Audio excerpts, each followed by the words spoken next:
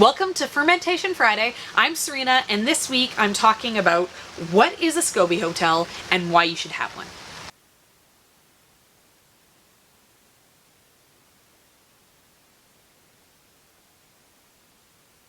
A SCOBie hotel is a really basic concept. It's basically the place that your SCOBie hangs out when it's not at home in its brewing vessel making you kombucha.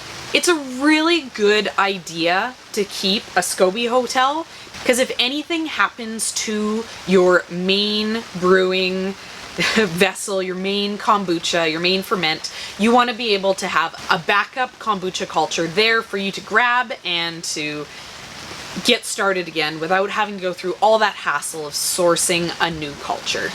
The SCOBie, the mat culture that you get growing every time in your kombucha isn't necessarily the thing that you need to save. The thing that's even more important than that, mat that grows on the top is the actual liquid, the starter that you add into your new sweet tea to brew up kombucha. So because of that, I don't necessarily recommend that every single time you do up a new brew of kombucha that you save that mat. You can just get rid of it, you can compost it. There are some recipes that people use them for, and next week I am actually going to be making SCOBie leather out of a bunch of my SCOBie mats that I have stored up. So there are things that you can do with them, but don't feel like it has to be saved, that it's something super precious. The liquid gold is the liquid, not the mat. But despite the SCOBies not being the important part, I think it's really important to keep a SCOBie hotel. It doesn't have to be a SCOBie hotel, just a backup brew, a backup culture. So if anything is to happen to your original kombucha culture that you're actively brewing with, you have something that you can grab and start again without having to source that new kombucha culture.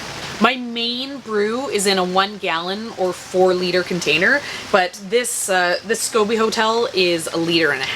And that's plenty. That's more than enough, backup culture for if anything was to happen, I could, start again. That's enough backup culture that if anyone wanted to get started with kombucha that I know, I have more than enough to share out to friends and family.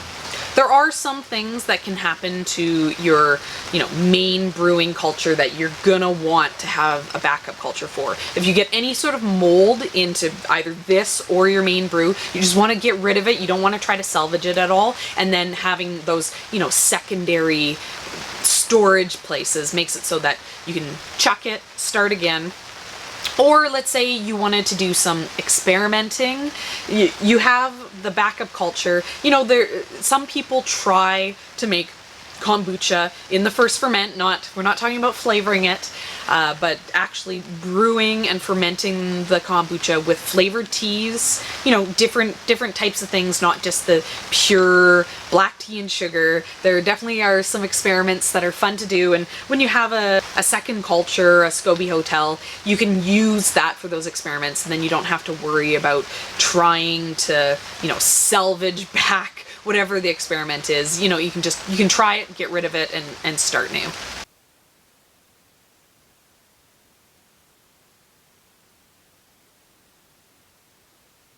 The SCOBie hotel doesn't take very much maintenance. It's pretty simple to keep, but you do have to do some work to it. Basically, over time, the kombucha, vinegar at this point is going to evaporate off, and it's going to eat up all the sugar that's inside of there. So it's a good idea to feed this with a little bit of sweet tea. For me personally, when I'm making my kombucha, every week I'm topping up my main brew, I'll have a tiny bit of sweet tea left in the pot, and I'll just tip some into here. But even once a month, if you pour a little bit of this vinegar off and top it up, give it give it just a couple inches to keep it happy, to keep it alive and active, so it's there if you need it. Other than that, you don't really need to do anything to these. This second culture Scobie Hotel I've had going since the summer, and the reason why it's filled with all these Scobie mats is that I haven't touched it. I haven't emptied it out, I haven't cleaned it, and over time they kind of form on the top, and then as I add more liquid or bump it and jiggle it, the mats fall to the bottom, and you know, now I'm at the point that it's filled to the brim. I have too much of these Scobie mats. I need to get rid of some of them because it's taken up too much space for all the liquid. So other than, you know, like a monthly top up, you really probably don't have to do anything to these, like other than maybe once a year kind of, you know, start again, empty the jar out, throw in half that culture, give it some fresh tea, and go again. But mostly just because it starts to get kind of ridiculous, like this thing.